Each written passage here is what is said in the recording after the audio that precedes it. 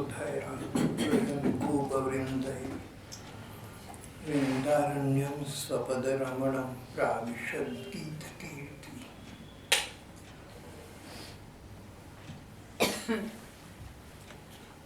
गोपिकाएं श्री कृष्ण के प्रेम में उन्मत्त गोपिकाएं। श्री कृष्ण गोचारण के लिए वन को चली जाती, बाल बालों के साथ अनेक लीलाएं करती है और घरों में बैठी गोपिकाएं मन के नयनों से, भाव नयनों से, मन की आंखों से जो लीलाएं श्री कृष्ण वन में करती उन्हें देखती रहती। गोपिकाओं का ध्यान जाता था उतना श्री कृष्ण पर नहीं जितना श्री कृष्ण के प्रेमी जनों पर।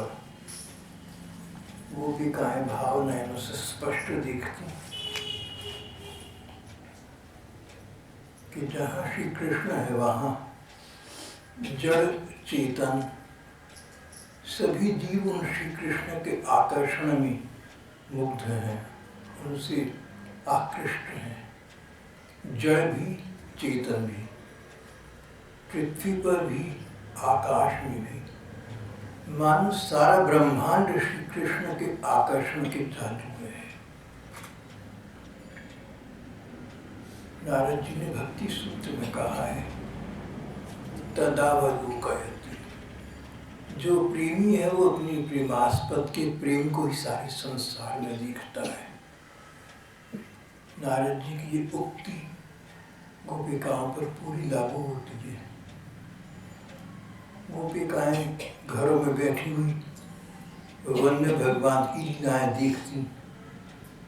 श्री कृष्ण वंशी अधरों पर रखकर उसमें सर भरकर मधुर निदान कर रही हैं, वंशी बजा रही हैं।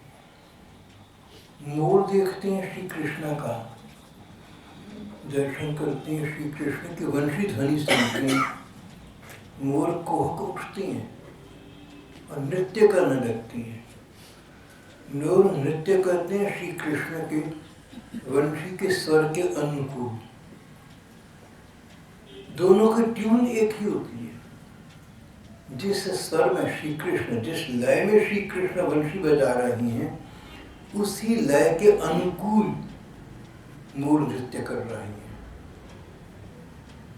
और नृत्य करने के पश्चात मोर खड़े होकर चकित होकर श्री कृष्ण का अवलोकन करते, उनको टकटकी लगाकर देखती रहती, मानो उनसे सराहना की आशा रख रही हैं कि कृष्ण कहेंगे कि मोरों तुमने बहुत अच्छा नृत्य किया है। और श्री कृष्ण सराहना भरी दृष्टि से उनका अवलोकन भी करती थी।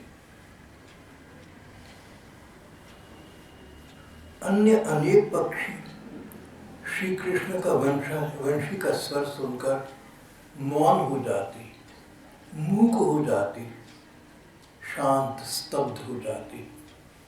कोई पक्षी वृक्ष पर अकेला बैठा है, श्री कृष्ण की वंशी की ध्वनि सुनी, नयन निमीलित कर दिए, मानो अब संसार को देखना ही नहीं चाहता।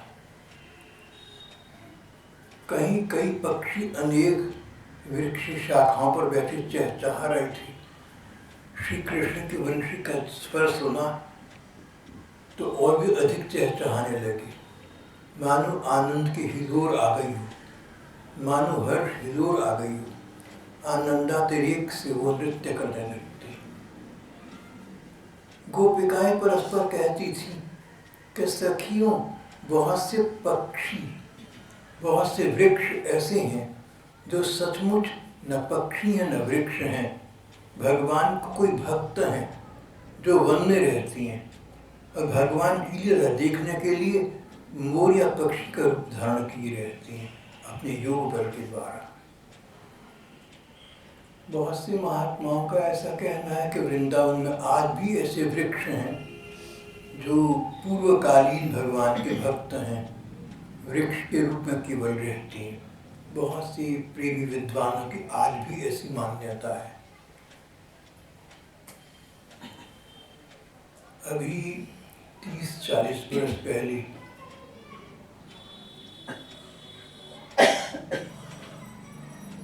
एक साधु सुबह सुबह उठ जाता था, भगवान का भजन साधन करने के लिए दूर निकल जाता है, एक वृक्ष के नीचे खड़ा हो जाता, चारों ओर श्री कृष्ण का अन्वेषण करता, अवलोकन करता, प्रतीक्षा करता, कहीं श्री कृष्ण घूमते फिरते नजर आ जाए। फिर वृक्ष के पास खड़ा हुआ और वहीं पर लघु शंका के लिए बैठ गया। उसी समय वृक्ष में से स्वर आया कि साधु भैया, मुझे अशुद्ध न करो, मुझे अपवित्र न करो। कोई महात्मा थी जो वृक्ष के रूप में वहां खड़ी थी। उन्होंने ऐसा कहा। ये घटना 30-40 बरस पुरानी है और जिन महात्मा से उस वृक्ष रूप महात्मा ने ऐसा कहा, वो महात्मा कुछ वर्ष पहले तक जीवित थे। उन्होंने किसी अन्य संत साधु को ये बात बताई। उन्होंने मुझे भी ये बात बताई थी कि मेरे साथ ही एक महात्मा के साथ ऐसा हुआ। फिर व्रज के भक्त नामक पुस्तक में ये घटना प्रकाशित हुई, छपी भी है। तो कहीं कहीं आज भी किसी वृक्ष के रूप में, किसी पक्षी के रूप में या किसी अदृश्य अन्य रूप में भगवान के कोई प्रेमी जन वहाँ विचरण करते हों, वहाँ रहकर भगवान का भजन करते हो, स्मरण करते हो, तो कोई आश्चर्य या संदेह की बात नहीं है।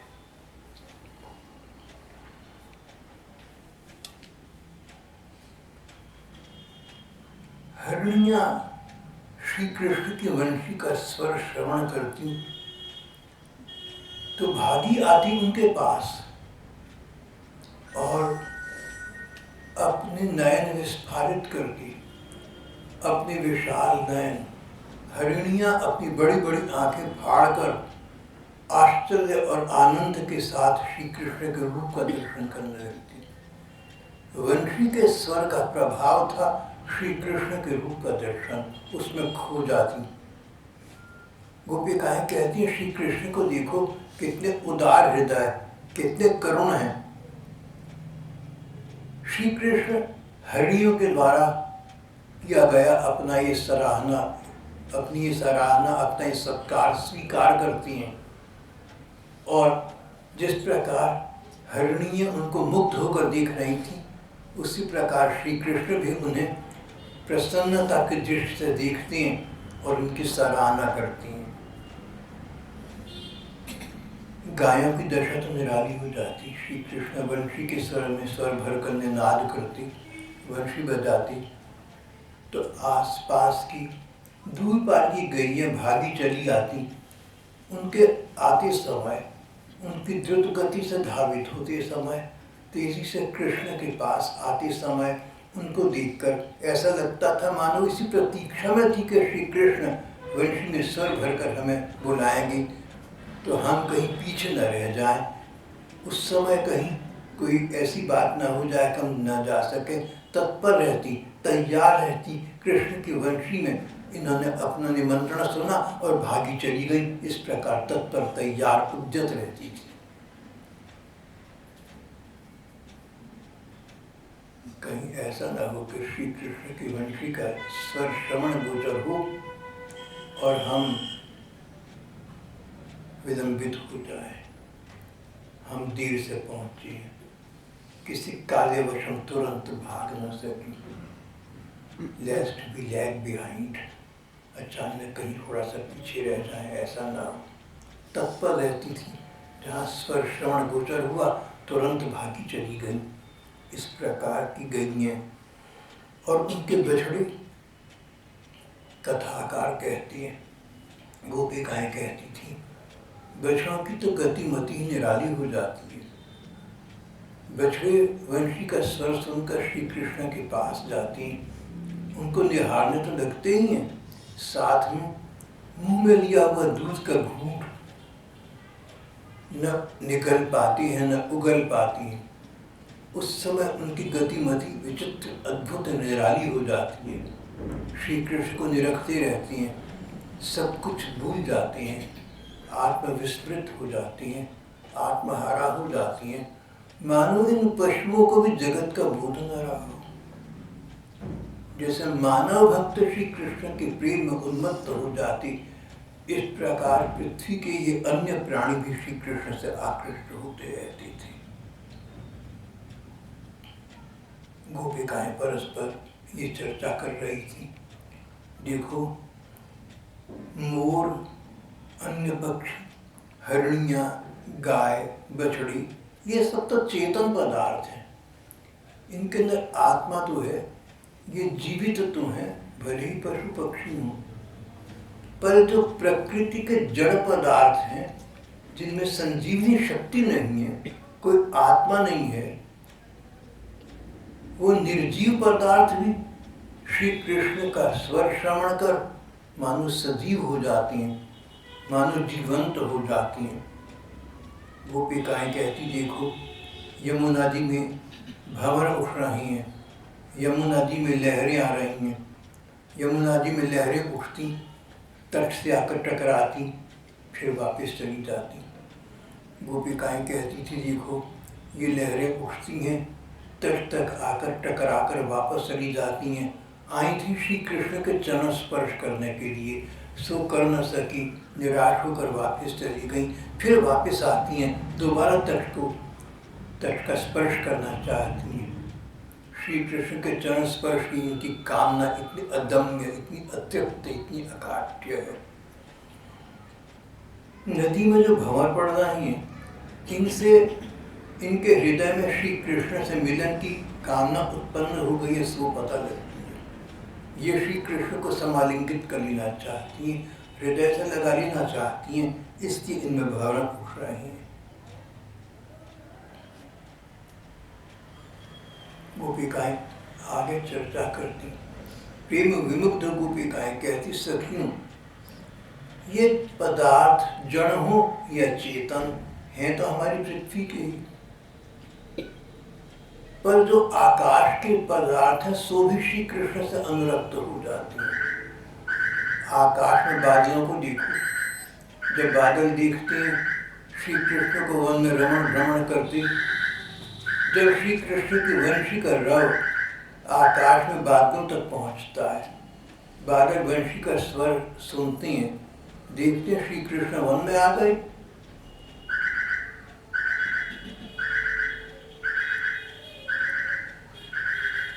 धूप के समय बादल अपने को छतरी बना लेती हैं, अपने को छाते के रूप में तान लेती हैं। जहाँ जहाँ श्री कृष्ण जाते हैं, जैसे को आप कहीं साथ चलें, छतरी लिए हुए साथ चलें, दूसरे को छतरी का छाया में रखें, इस प्रकार श्री कृष्ण भ्रमण करती हैं। यत्र तत्र जहाँ तहाँ परिभ्रमण करती हैं, बादल छतरी बनकर उनके ऊपर धूप से उनको बचाने के लिए अपनी छाया करती हैं। ये बादल धन्य हैं, श्री कृष्ण के काम आ रहे हैं।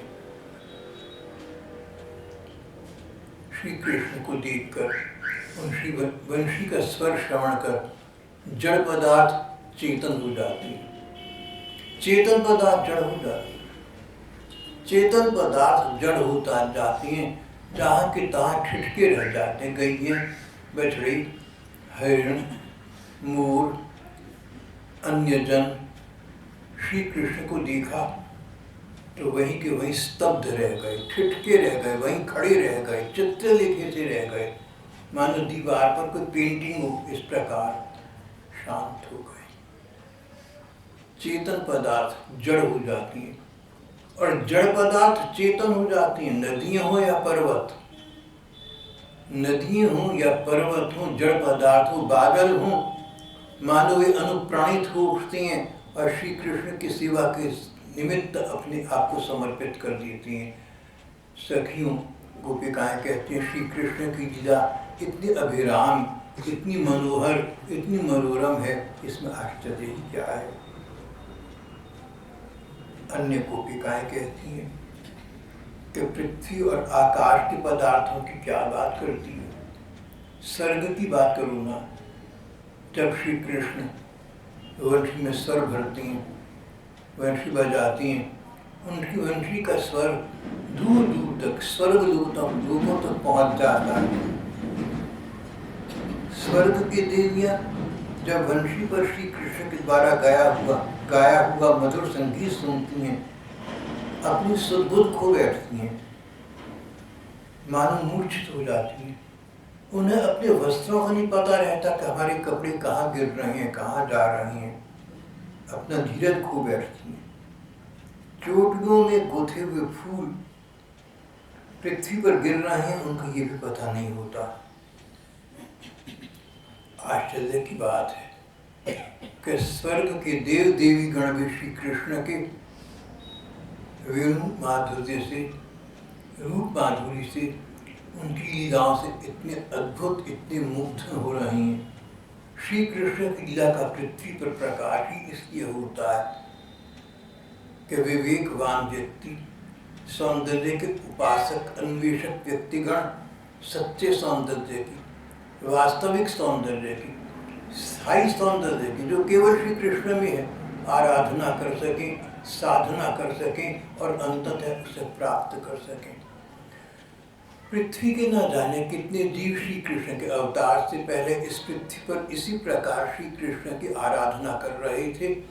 उनको श्री कृष्ण ने मन ही मन वर प्रदान किया था कि मेरे अवतारी काल में तुम गोपों के घरों में जन्म लोगे।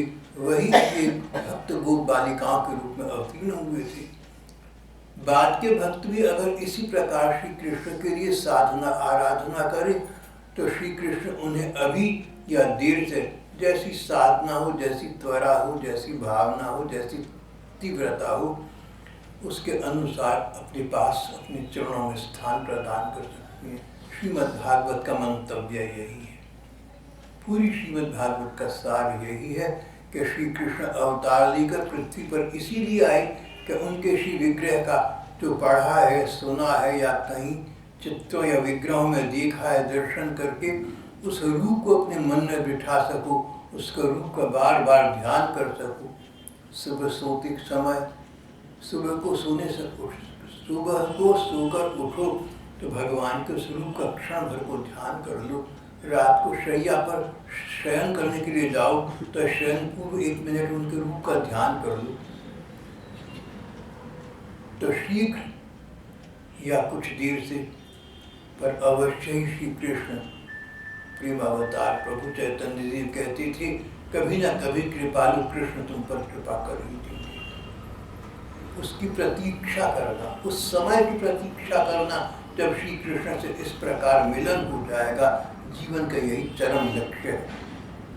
तन और मन की सफलता इस प्रकार श्री कृष्ण को प्राप्त कर लेनी है। तन वही है, अंग इंद्रिय वही है जो श्री कृष्ण की ओर उन्मुख करें, और मन वही है जो श्री कृष्ण में रमण करे, श्री कृष्ण का मंदिर बन जाए।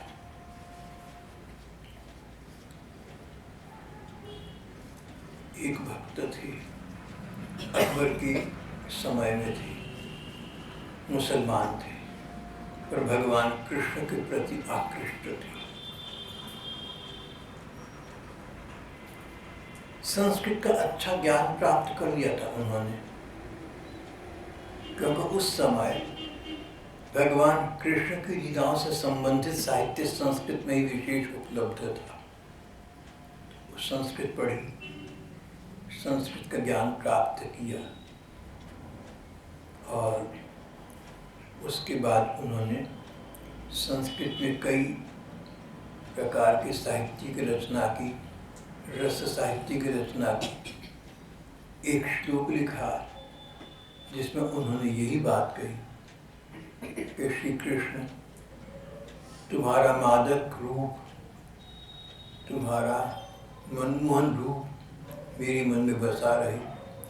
तुम निराकार से साकार होते हो, निर्गुण से सगुण होते हो, तुम जन्म लेने की लीला करते हो, सब इसीलिए क्या तुम्हारे रूप में हमारा मन लग सके। बिना रूप के कल्पना के मन कहीं लग नहीं पाता। मन लगेगा तो किसी आकार में लगेगा। तुम निराकार होकर भी साकार रूप ग्रहण करते हो अपने भक्तों को आनंदित करने के लिए, और इसलिए कि उनका मन तुम्हारे उस रूप में आकृष्ट हो सके। स्वर्ग की देवियां भी श्री कृष्ण के दर्शन करने, उनकी वंशी का स्वर श्रवण करने विमानों में बैठकर आकाश से नीचे स्वर्ग से नीचे आकाश में उतर आती थी। पर जहाँ गोपिकाएं इन सुदुर्लभ सौभाग्यशाली जनों की बात कर रही हैं, उनके परम सौभाग्य की सराहना कर रही हैं और अपने को उनसे मिलाकर अपने को न्यून मान रही हैं। हमारा इतना सौभाग्य कहाँ कि श्री कृष्ण का, हम वंशी रव का वो स्वर श्रवण गोचर कर सके जो वन के जीव कर रही हैं, नयनों से उनका दर्शन कर सके। वो तो वन में है, हम ब्रज में हैं, हम तो उनसे बहुत दूर हैं। और कई तो गोपिकाएं घर गृहस्थी में थी, हमारा तो घर से निकलना भी कठिन होता है। पर यही गोपिकाएं फिर एक बड़ी बात कहती हैं, भले ही पशु पक्षी जड़ चेतन पदार्थ, आकाश के उपकरण, बादल आदि, नदी, पर्वत, यहाँ तक कि स्वर्ग की देवियां, भले ही सब श्री कृष्ण की संग का लाभ प्राप्त करने के लिए, अपने नयनों को सफल करने के लिए, अपने कानों को सफल करने के लिए इस ओर अपना ध्यान आकृष्ट कर देती हैं, श्री कृष्ण में लग जाती हैं। लेकिन सर्वोत्तम भूमिका तो गिरिराज गोवर्धन की है। गोपिकाएं परस्पर चर्चा कर रही हैं, सर्वोत्तम भूमिका तो गिरिराज गोवर्धन की है। गोवर्धन वृंदावन के पास एक टीले का नाम है। 5,500 बरस पहले भगवान कृष्ण ने गोवर्धन पर्वत को तब एक अंगुली पर उठा लिया था जब बहुत जोर की मूसलाधार वर्षा हुई थी। ब्रजवासी घबरा गए कि वर्षा में तो ब्रज डूब जाएगा, बाढ़ आ जाएगी, हम कहाँ जाएंगे। भगवान ने चमत्कारी शक्ति का प्रयोग किया, पर्वत को एक अंगुली पर उठा लिया और बोले, तुम ब्रजवासी सब यहाँ आ जाओ, चिंता मत करो, तुम सुरक्षित रहोगे। ये कथा आप पहले पढ़ सुन चुके हैं, गोवर्धन लीला। वर्षा थमने के पश्चात, एक सप्ताह के पश्चात श्री कृष्ण ने उस पर्वत को, गोवर्धन पर्वत को उसके स्थान पर रख दिया। बाद में जब चर्चा चली कि इंद्र की पूजा हो, तो भगवान ने कहा, इंद्र ही ने तो वर्षा की थी, इंद्र की पूजा क्या करनी है, पूजा करनी तो गोवर्धन की करो जो गैयों का संवर्धन करता है। ये गोवर्धन पर्वत है, ये गायों की वृद्धि करता है। गोवर्धन पर्वत ये तो बहुत कुछ करता है। भक्तों में सर्वश्रेष्ठ गोवर्धन है। श्री कृष्ण और बलराम के लिए इस तक कंदराएं बनाई हुई हैं। जब जोर की वर्षा होती है तो श्री कृष्ण किसी कंदरा में जाकर विश्राम करते हैं, उनके संगी साथी भी कंदराओं में जाकर, छाया में जाकर बैठ जाती हैं। स्नान के लिए और पीने के लिए, स्नान पान के लिए झरनों का जल देता है, गऊओं के लिए सुंदर हरी हरी घास प्रस्तुत करता है, खाने के लिए कंदमूल फल प्रदान करता है। वास्तव में गिरिराज गोवर्धन धन्य है। यहाँ पर गोपिकाओं के मन में तो ऐसा नहीं होगा, पर एक बड़े सरस सिद्धांत का समीकरण हो जाता है, एक सिद्धांत का प्रतिपादन हो जाता है। भगवान के भक्त अनेक प्रकार के हैं। जीवन की सफलता भगवान को प्राप्त करने में है, आंखों की सफलता भगवान का दर्शन करने में है, कानों की सफलता भगवान का रव उनका वंशीरव श्रवण करने में है।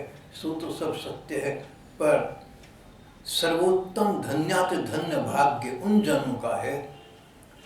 सबसे अधिक सराहना के पात्र वे जन हैं जो अपने शरीर का, अपने तन मन का, अपने को भगवान से सुख प्राप्त करने की इच्छा नहीं रखते, भगवान को सुख प्रदान करना चाहती।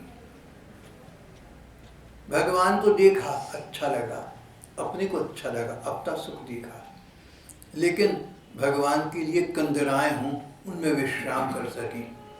भगवान के भक्त हैं, बाल भक्त हैं, बाल सखा हैं, उनको खाने पीने के लिए कंदमूल फल मिल सकें। गैये ग्वाल बाल, गैये और बछड़े साथ हैं, उनको स्नान पान के लिए जल मिल सके। गोवर्धन पर्वत भगवान की सेवा करता है। संग सुख से अधिक सेवा सुख का स्थान है। बड़ी सूक्ष्म बात आ गई, बड़ी बारीकी की बात आ गई, बड़ी गहराई की बात आ गई।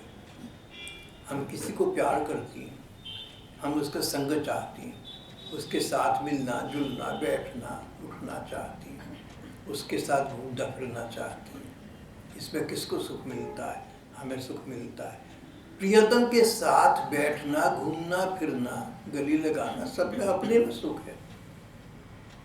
लेकिन प्रियतम की सेवा, जिस चीज की प्रियतम को आवश्यकता है उसकी तैयारी करना, उसको तत्पर करना, उसको उपस्थित करना, जो प्रियतम को अच्छा लगे सो करना। जो जो प्यारी करे सोई वही भावे, ये सिद्धांत है। जो श्री कृष्ण को अच्छा लगता हो हम वो करें। बड़ी गहराई की बात हो गई। गोवर्धन पर्वत श्री कृष्ण की सेवा कर रहा है। गोवर्धन पर्वत केवल श्री कृष्ण की सेवा करता हो इतना नहीं, श्री कृष्ण के लिए कंदराएं हैं, सो तो हैं। वर्षा में श्री कृष्ण की कंदरा में किसी गुफा में बैठकर वर्षा से बचकर विश्राम करते हैं, सो तो है।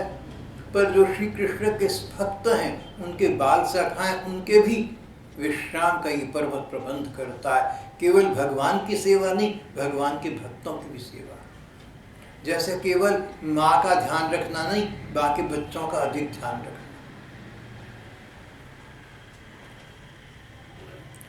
गोवर्धन पर्वत इस बात का ध्यान रखता है कि भगवान की तो ठीक है, भगवान के जो ग्वाल बाल भक्त हैं उनकी भी सेवा हो सके, उससे भगवान मुझसे अधिक प्रसन्न होंगे। भगवान की प्रसन्नता प्राप्त करने के लिए संग सुख कामना की उतनी अनिवार्यता नहीं है जितनी उनकी सेवकाई की है, उनकी भृत्यता की है, उनकी सेवा की है, उनके कार्य करने की, उनके अनुकूल चलने की है। गोवर्धन पर्वत यही काम करता है। गैया बछड़ों को स्नान की आवश्यकता हो, उसके लिए गोवर्धन पर्वत जल देता है। पान की आवश्यकता हो, थक जाए चलते चलते पानी पीना चाहे तो झरनों से पानी प्रदान करता है। भगवान के निज जनों की सेवा करना, जो लोग भगवान को प्रिय हैं उनका प्रिय कार्य करना, किसी का प्रिय करना, किसी के लिए वो करना जो वो चाहता हो, वो सच्चा प्रेम है। जब भगवान के पास गोपिकाएं गई, आगे जाकर ये वृत्तांत आएगा पंचाध्यायी में, तो भगवान ने उनसे पहला प्रश्न किया, स्वागतम भू महाभागा, परम भाग्यवान गोपिकाओं, स्वागतम स्वागतम सुस्वागतम, भला ही तुम अच्छा लगा, तुम्हारा स्वागत है। और फिर प्रश्न किया, प्रियम किम करवाणी वा, तुम्हारा क्या प्रिय कार्य करूं। प्रेम वही है दूसरे के प्रति जिसमें हम उसके मन के अनुकूल कार्य करते हैं, चाहे वो उस व्यक्ति की सेवा हो या उसके साथ के जनों की सेवा हो। ये प्रेम का बारीकी का रूप है। प्रेम के दो रूप सामने आते हैं, स्वांतः सुखाय।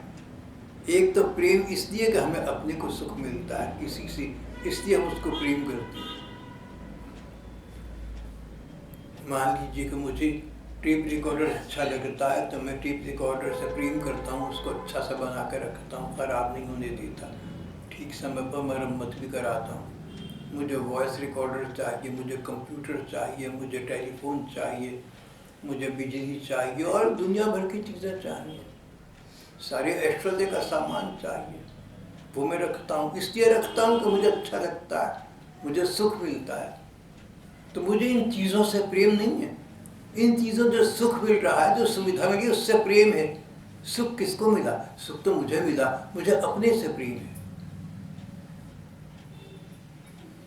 ये प्रेम वास्तविक नहीं है।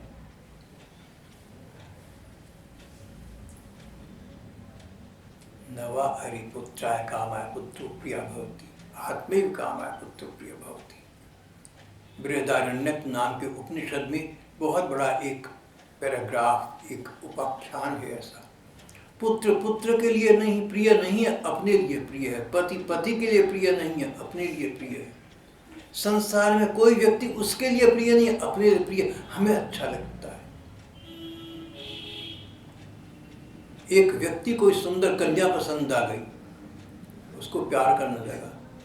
प्यार तो अपने को कर रहा है, उसकी सुंदरता को कर रहा है। उससे अधिक सुंदर कन्या दूसरी दी गई तो वहां मन लग गया। ये तो संसार है। यहाँ पर हम किसी व्यक्ति या वस्तु को प्यार नहीं करते, अपने सुख के लिए सब कुछ करती हैं, स्वांत सुखाय करती हैं।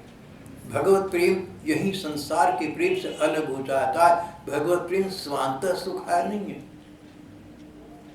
भगवत प्रेम में स्वांत सुखाय, अपने मन के सुख के लिए कुछ है तो भगवान की लीला कथा है। जैसे गोस्वामी तुलसीदास जी थे, रामायण देखी, राम जी का चरित्र देखा, बोले भाई मैंने तुम्हारे लिए नहीं लिखा, विद्वानों के लिए, साहित्यक अभिरुचियों के लिए, समीक्षा के लिए। स्वांत सुखाय तुलसी रघुनाथ गाथा। मैंने तो राम जी अच्छे लिखते हैं, राम जी सामने ना हो तो उनका चरित्र अच्छा लगता है। राम जी नहीं थे तो मैंने उनका चरित्र लिखना आरंभ कर दिया। प्रियतम सामने न हो, वपु न हो तो वार्ता हो। तुलसीदास जी तो ये किया।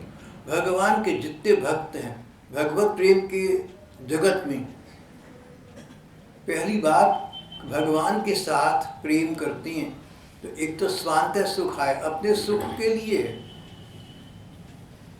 दूसरा स्वांत सुख है ऐसा कि जो भगवान को प्रिय पदार्थ हैं उनको अच्छा लगे, उनके सुख के लिए। इसका रूप परिवर्तित हो गया, परिमार्जित हो गया। यहाँ तो रूप बन गया तत्सुखे सुखी। प्रियतम को जिसमें सुख मिले सो करें। श्रीमद् भगवत गीता में रोचकता कहीं नहीं है, केवल सिद्धांत है। और प्रेम ग्रंथ तो गीता नहीं है। गीता को हम ये नहीं कह सकते कि प्रेम प्रधान ग्रंथ है, पर बात प्रेम प्रधान कहीं कहीं भगवान स्वयं कह गए हैं। भगवान ने गीता में कहा कि जो व्यक्ति मेरे मन के अनुकूल चलता है मुझे प्रिय लगता है। अगर तुम मेरे बनना चाहते हो, मेरे मन के अनुकूल चलो। मन मना भव मद भक्तो मद्याजी माम नमस्कुरु। मन मना भव, तुम्हारा मन मेरे अनुकूल हो जाए। मन का अनुकूलन ही सच्चा प्रेम है। कथाकार कहते हैं कि गोवर्धन नाम का ये पर्वत भगवान के संग का सुख नहीं चाहता, अपना सुख नहीं चाहता, भगवान की सेवा का सुख चाहता है। भगवान के भक्तों की सेवा करता है, क्या उससे भी भगवान को सुख मिलता है। तो सर्वोत्तम सर्व शिरोमणि ये पर्वत हुआ। स्वर्ग की देवियां हो, मनुष्य हो, पशु पक्षी हो या अन्य पदार्थ हो, भगवान का संग सुख चाहती हैं, उनका श्रुति मधुर संगीत श्रवण करना चाहती हैं, उनका मनोहर रूप दर्शन करना चाहती हैं। अपने स्थान पर बहुत बढ़िया है, पर गोवर्धन पर्वत जड़ बना पड़ा रहता है। और श्री कृष्ण के जनों के लिए वही सुविधाएं प्रदान करता है जो श्री कृष्ण के लिए प्रदान करता है। सच्चा प्रेम प्रियतम की सेवा में है, प्रियतम के संग में नहीं। प्रियतम के संग की कामना में स्वार्थ निहित है, प्रियतम की सेवा में स्वार्थ नाम का तो प्रश्न ही नहीं उठता। सच्चा प्रेमी, भगवत प्रेमी भगवान के का संग तभी चाहता है जब उसे लगे कि भगवान को मेरा संग चाहिए। एक कथा में आता है, वर्षा होने लगी। श्री राधिका जी जहाँ श्री कृष्ण से वन में मिलना था, अभिसार क्षेत्र तक पहुँच न सकी, विकल हो गई, व्याकुल हो गई, प्राण रुदन करने लगी। सखियों ने कहा, अरे ऐसी क्या बात है? बोली, सखियों, श्री कृष्ण मेरी प्रतीक्षा में होंगे। श्री कृष्ण मेरी प्रतीक्षा में पहुंच ना पाऊं, मेरा ये शरीर धन व्यर्थ है, मेरा ये जीवन व्यर्थ है। श्री कृष्ण मेरी प्रतीक्षा में होंगे, उनको मेरा संग चाहिए, उनको मेरी सेवा चाहिए, उनको मेरा समर्पण चाहिए। इसलिए श्री राधिका जी जाने को विकल हो रही हैं, इसलिए नहीं कि मैं जाऊं मुझे सुख मिले।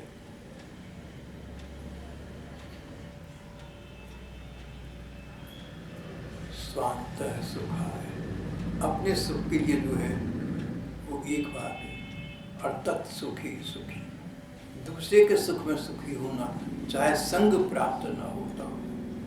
भगवान के जितने उच्च कोटि के भक्त हुए, भगवान से सबने यही प्रार्थना करी।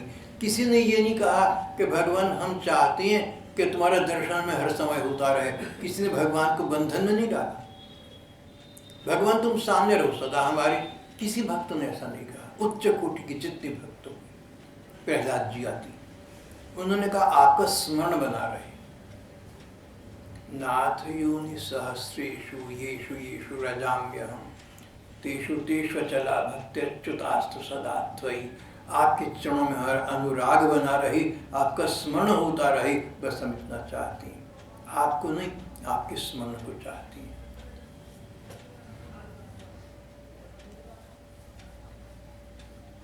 महाप्रभु चैतन्य देव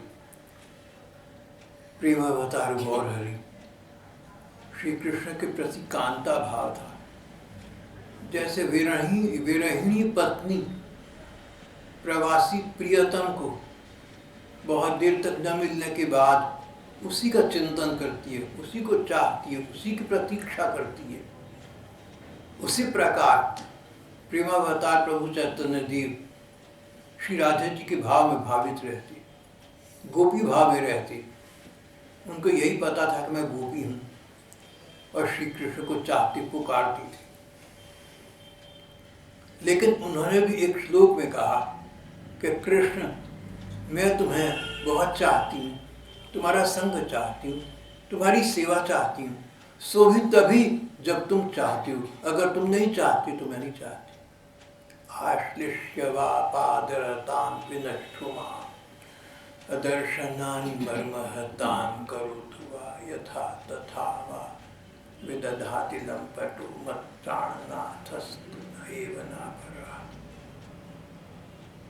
कृष्ण, चाहे तुम मुझसे अलग कर दो, चाहे मुझे पास रखो, मैं तो तुम्हारी दासी, तुम्हारी सेविका बनी ही रहूंगी।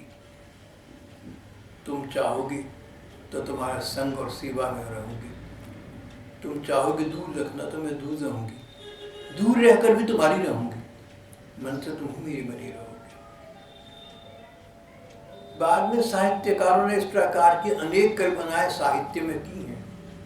सबका स्रोत, सबका उत्स श्रीमद् भागवत का या हमारे प्रणय साहित्य का ये भाग ही है।